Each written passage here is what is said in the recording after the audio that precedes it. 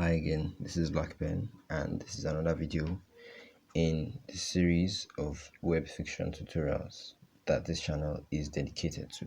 Now, as always, at the beginning of all these videos, I always have to say this appreciation to everybody who has engaged on the previous videos, for liking, for viewing, for commenting, for sharing, for subscribing to the page, to the channel. I appreciate everybody, and also appreciate you who's watching this video at this moment.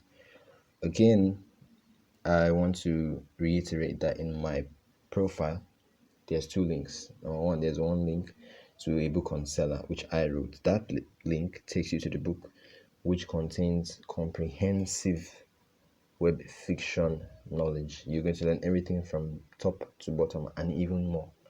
Again, in my bio also, there's another link to my Facebook profile for those who want to engage with me on Facebook. So now that is for that. We go into today's video. Today's video, you can see already, you can already see the topics already. Now, what we're going to be talking about today, according to the title, is plot extras. Now, we talked about plot twists, but there are extra things that you need to learn about plots. Now, today we're going to be talking about three of them. The first of which is going to be plot holes. Now, you can see the note. I will just explain. What is a plot hole? A plot hole is simply, as you can see, the part of your story that is cringe and repulsive because it is unrealistic. I'll read out the example here. For example, you say in chapter 9 that the female is pregnant, and then in chapter 12, without any time jump, she has given birth. It's a plot hole because it's unrealistic, it is inconsistent with reality. The expected reaction to a plot hole is the eye roll emoji. You can see the eye roll emoji.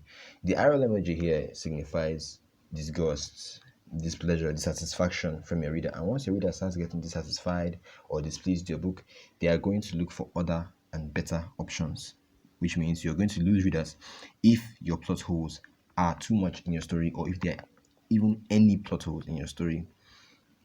Now, how do you fix plot holes?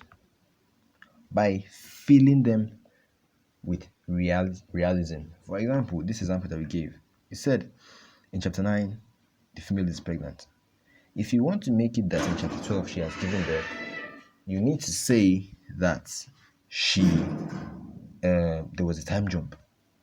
Let's say chapter 10 or 11, there was a time jump. Let's say in chapter 11, we time jumped by 1 year. In that way, it's like, okay, within 1 year, a baby can be born.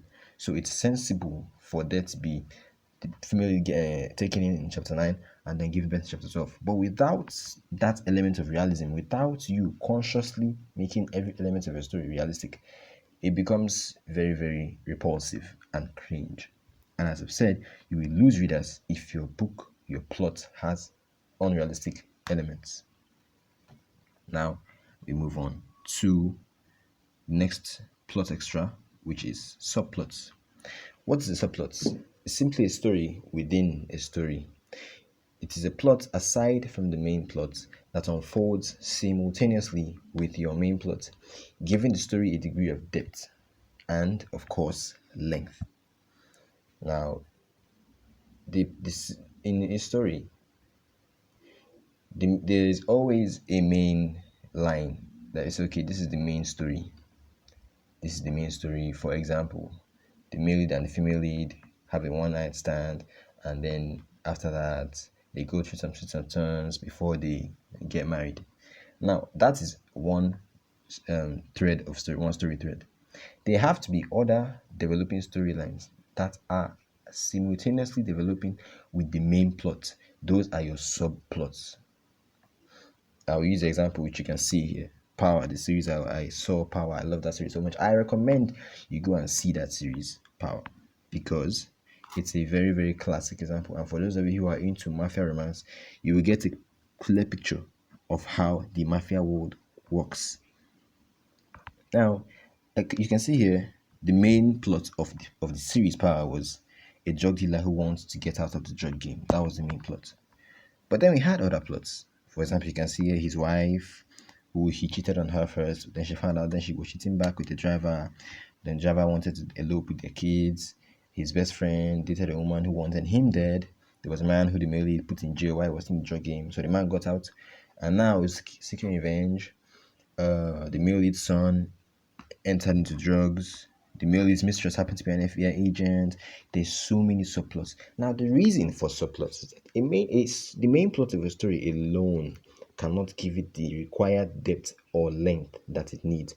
We all know we work with web fiction sites, and web fiction sites demand that your story be at least 100,000 words. And you are not going to 100,000 words with it, because if you do, it will mean that you have overdragged it. And if you overdrag your story, you lose readers. So you need other subplots to carry the story, so that even if you are not, you have nothing really with your main plot at a certain point in time, subplots can come together and help. Now, there is no limit to subplots, to the number of subplots you can have. You can have as many subplots as you feel necessary, but make sure that you have subplots, because subplots are invaluable. They are so important. As I said, as you can see here, understand that subplot inclusion has a law and formula.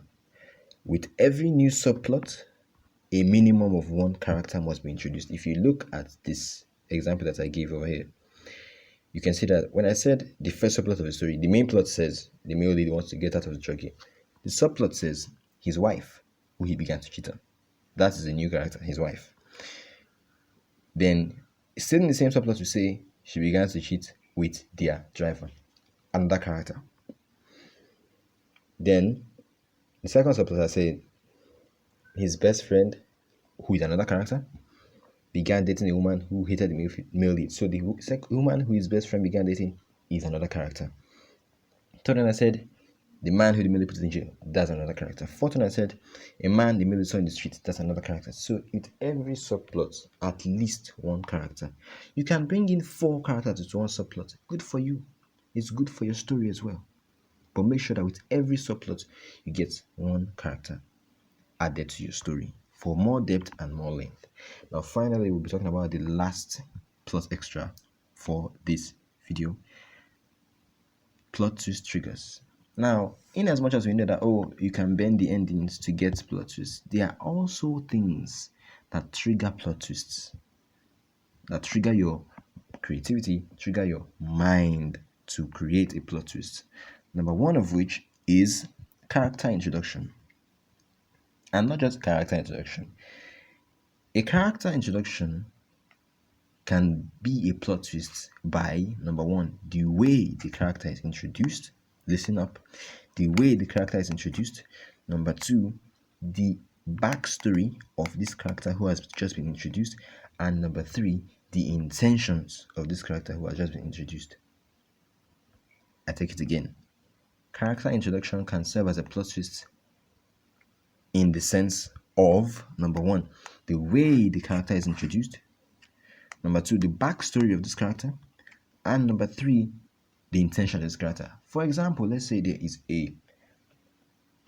supposed to be a wedding ceremony between a male lead and a female lead. After all the troubles and struggles and hustle and bustle, they finally arrive at the altar. And then just as they're about to say I do, a new character comes in. And let's say it's discovered that this new character who has come in is the brother of the male lead. And then we're like, oh, who is this? That's him coming in dramatically to interrupt the I do, which is the way he has been introduced, serves as a plot twist in his own right. Then we talk about his backstory. He is the brother of the male lead. Let's make that even more dramatic by saying this new character is the twin brother of the male lead. And let's say he's claiming that he and the female lead were the ones who were originally in love, but because he has a twin, an identical twin, the male lead has also has also been deceived by their identical appearances and has fallen for the wrong brother. That's a twist. And now, what is his intention? His intention is to take back the female lead. So this is a massive twist in and of itself. I've just given you an example of how you can introduce a character and use it to create a plot twist. Number two plot twist trigger is a change of heart. We all know in a story that there's always heroes and villains. But what if at one point in the story, a villain decides to become a hero? Or to become a hero, yes, or a hero decides to become a villain. Let me put it in another way. We all know that in stories there are protagonists and antagonists. But what if at some point a protagonist, which is a good guy, decides to become an antagonist, which is a bad guy? Or an antagonist, who is a bad guy, decides to become a protagonist, who is a good guy? So this change of heart in quote and the dramatic way you write it based on your creativity could serve as a plot twist. Number three, revelation of a secret that no one saw coming. For example, you expose that somebody has a secret baby. You expose that somebody is not who they claim to be. You expose that somebody has been pregnant and has hidden it all along. You expose that just one secret, any secret in your story. Exposing a secret, introducing a secret, can be a massive plot twist. It's a way to trigger plot twists. And then finally, death. A death which no one sees coming. The death of a character who the readers have gotten attached to. A painful, grueling, surprising, unanticipated death is another plot twist trigger. Now, I've taught plot twists in the previous video, and now I've talked about plot extras.